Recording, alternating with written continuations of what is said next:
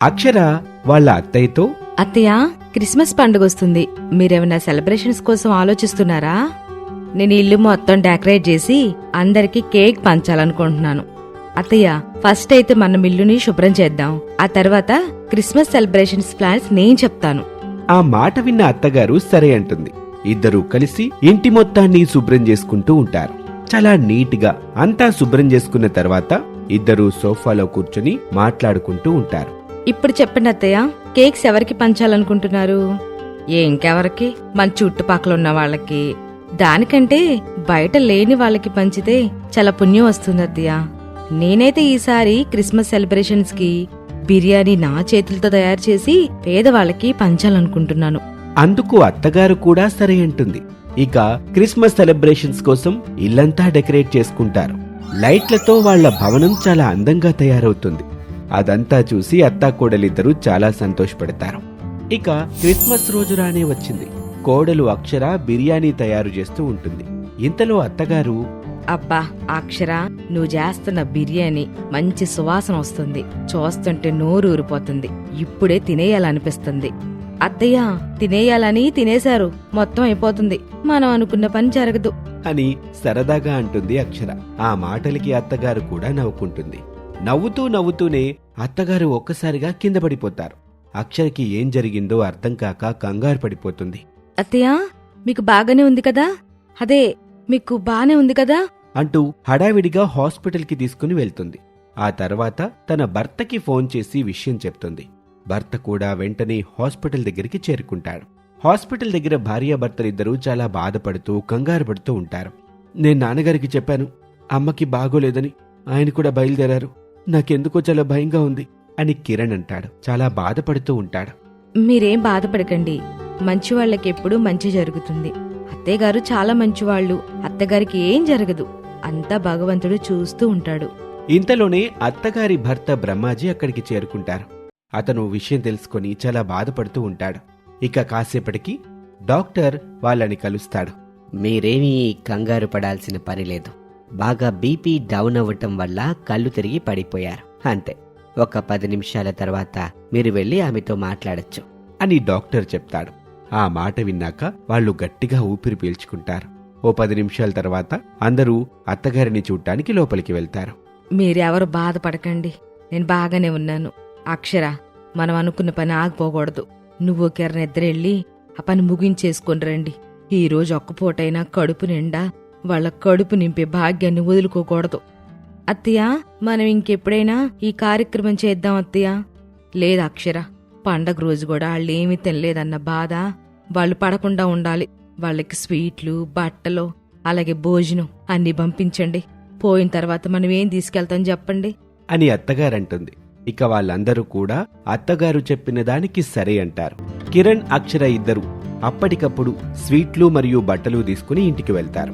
భార్యాభర్తలిద్దరూ కలిసి చాలా హడావిడిగా బిర్యానీని వండటం మొదలు పెడతారు. బిర్యానీ వండటం పూర్తయిన తర్వాత వాళ్ళిద్దరూ కలిసి ప్యాక్ చేస్తారు. ఆ తర్వాత ఇద్దరూ కలిసి వెళ్లి వాటిని పంచుతూ ఉంటారు. అలా అందరికీ పంచిన తర్వాత మళ్లీ తిరిగి హాస్పిటల్కి చేరుకుంటారు. అక్షర, అందరూ ఏమన్నారు? అత్తయ్య, మీరు చెప్పినట్టుగానే వాళ్ళెంతగానో ఆనందపడుతూ వాటిని తీసుకున్నారు. మా ఇద్దరిని చాలా దీవించారు. ఆ మాటలు విన్నాక అత్తయ్య చాలా సంతోషపడుతుంది. ఇంతలోనే డాక్టర్ వస్తారు. మీరు తనని ఇంటికి తీసుకుని వెళ్ళొచ్చు. ఒక 2 రోజులకి మందులు రాసిస్తాను, అవి తీసుకుని వెళ్ళండి చాలు. సరే అండి అని కిరణ్ చెప్పి డాక్టర్ ఇచ్చిన మందులు తీసుకొని తర్వాత కుటుంబంతో పాటు తమ ఇంటికి చేరుకుంటాడు. అందరూ ఇంట్లో కూర్చొని మాట్లాడుకుంటూ ఉంటారు. అత్తయ్య, మీరు చుట్టుపక్కల వాళ్ళకి ఇవ్వకపోతే ఏమవుతుందా అని మొదట బాధపడ్డారు కదా. మీరు హాస్పిటల్లో ఉన్న విషయం తెలుసుకొని కనీసం పలకరించడానికి కూడా రాలేదు. అవునమ్మా, ఇరుగు పొరుగు అని ఇక్కడ వాళ్ళెవరికీ లేదు. కానీ మేము భోజనం వండేటప్పుడు అసలు మీరు భోజనం ఎందుకు పంచుతున్నారని ఒక ముసలాం అడిగింది. నేను క్రిస్మస్ సందర్భంగా పంచుతున్నాము, పైగా మా అమ్మ ఆరోగ్యం కూడా బాలేదు, కొంచెం మా అమ్మ గురించి దేవుడికి ప్రార్థన చేయండి అని చెప్తే అక్కడున్న వాళ్ళందరూ మీ అమ్మగారికి ఏమీ కాదు, మేము ఆ భగవంతుడికి చెప్తాము అన్నారమ్మా. అప్పటికప్పుడు అందరూ అక్కడ కూర్చొని ఎవరి దేవుళ్ళని వాళ్ళు ప్రార్థించారమ్మా. నాకు చాలా ఆశ్చర్యం వేసింది తెలుసా. ఇక ఆ మాటలు విన్నాక అత్తగారు ఇలా అంటుంది. వాళ్ళ ప్రార్థన వల్లే నేను ఇంటికి వెంటనే తిరిగొచ్చాను. అని మాట్లాడుతూ ఉండగానే పక్కింటి నుంచి రమ్య అప్పుడే అక్కడికొస్తుంది. ఆంటీ, నేను చర్చిలో ఉన్నప్పుడు హాస్పిటల్కి వెళ్లారని నాకు మీ గురించి తెలిసింది. నేను భగవంతునికి మీకు ఏం కాకూడదని ప్రార్థన చేసుకుని హాస్పిటల్కి వెళ్ళాను. హాస్పిటల్కి వెళ్తే మీరు ఇంటికొచ్చేసారని చెప్పారు. మీకేం కానందుకు చాలా సంతోషంగా ఉంది. ఈరోజు చర్చిలో ప్రసాదం ఇచ్చారు, తీసుకోండి అని ఆ ప్రసాదాన్ని ఇచ్చి వెళ్తుంది రమ్య. ఇక కాసేపటికి సుబ్బమ్మ అనే ఆమె అక్కడికొచ్చింది. వదినా, మీరు హాస్పిటల్ ఉన్నారని చాలా కంగారు పడ్డాను. వెంటనే గుడికెళ్ళి నీకేం కాకూడదని దేవుడికి గట్టిగా చెప్పొచ్చాను. దేవుడు నా మాట అన్నాడు. అందుకే మీరు వెంటనే తిరిగొచ్చారు. ఇదిగో ప్రసాదం అని ప్రసాదం ఇస్తుంది. వాళ్ళు దాన్ని తీసుకుంటారు. ఇక ఆమె అలా వెళ్ళిందో లేదో బాజీ, నజీర్ అనే భార్యాభర్తలిద్దరూ అక్కడికొస్తారు. ఆంటీ, నీకు ఆరోగ్యం బాగోక హాస్పిటల్లో ఉన్నారని తెలిసింది. మేము హాస్పిటల్కి బయలుదేరాం. మధ్యలో అలా మసీద్కు వెళ్లి అల్లాకి చెప్పాము మీకేమీ కాకూడదు అని. ఇక అక్కడ ప్రార్థన ముగించుకొని బయటికి వచ్చాం. ఇంతలోనే మీరు మాకు ఎదురు వచ్చారు. మీకు ఏమీ కానందుకు ఆ అల్లాకి ఇంకొకసారి ధన్యవాదాలు చెప్పుకొని ఇక్కడికి వచ్చాం అని వాళ్ళు కూడా చాలాసేపు మాట్లాడతారు. ఆ తర్వాత వాళ్ళు కూడా అక్కడి నుంచి వెళ్ళిపోతారు. కాసేపటికి శాంతమ్మ, వీళ్ళందరినీ చూసిన తర్వాత మీకేమనిపించింది? మీరన్న మాటలన్నీ అనవసరంగా అన్నావని గదా. అందుకే మనం ఎప్పుడు ఎవరినే తొందరగా మాట అనకూడదు. మనందరం ఒక కాలనీలో ఉంటూ ఫ్యామిలీ లాగా ఉంటున్నాం. కులమత భేదాలు లేకుండా అందరం అన్ని పండగలు కలిపి జరుపుకుంటున్నాం. ఒకరికొకరు విలువ ఇచ్చుకుంటున్నాం. అందుకే అందరం కలిసి పండుగ జరుపుకుందామని నేను అలా చెప్పాను. కానీ అక్షర చెప్పింది కూడా చాలా బాగుందని ఒప్పుకున్నాను.